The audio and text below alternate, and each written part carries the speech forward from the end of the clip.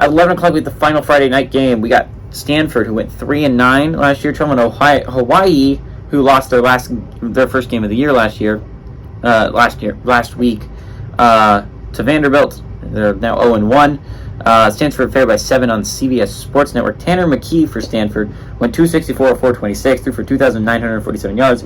Casey Filking on the ground had 122 carries for 478 yards and 4 touchdowns. And Elijah Higgins had 59 catches for 704 yards and 2 touchdowns. Braden Shager, last week 0 for Hawaii, playing Vanderbilt, went 27-35, threw for 351 yards, 3 touchdowns, 2 interceptions. Landon Sims had 9 carries for 38 yards, and Pofele Ashlock had 7 catches, 127 yards, and a touchdown in his first collegiate game. Impressive game for him as a Rainbow Warrior. Stanford is 3-0 all-time against Hawaii from 1946 to 1972. Closest game was 11-point victory for the Cardinal, but that was when the Cardinal was really good. Hawaii looked good week 0. I mean, they lost to Vanderbilt. But I don't know how much of this is just Vanderbilt is really bad, or Hawaii might be better than people think, is Braden Shager looked good. This was a Rainbow Warriors team that, again, they only lost that game by 7 points, and they had a chance to tie at the end of that game.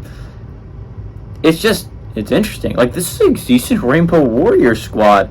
At least it looked it against the Vanderbilt.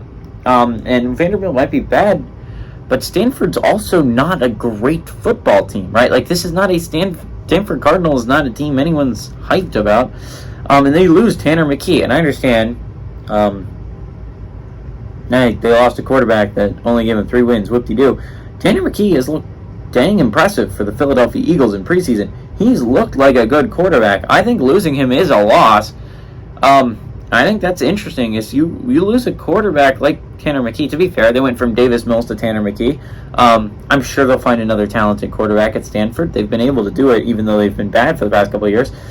But, I mean, the Rainbow Warriors looked good. They looked impressive. Shager was throwing the ball with accuracy and with poise, and I understand he threw 2 interceptions. The one at the end of the game was not a good one, considering the situation.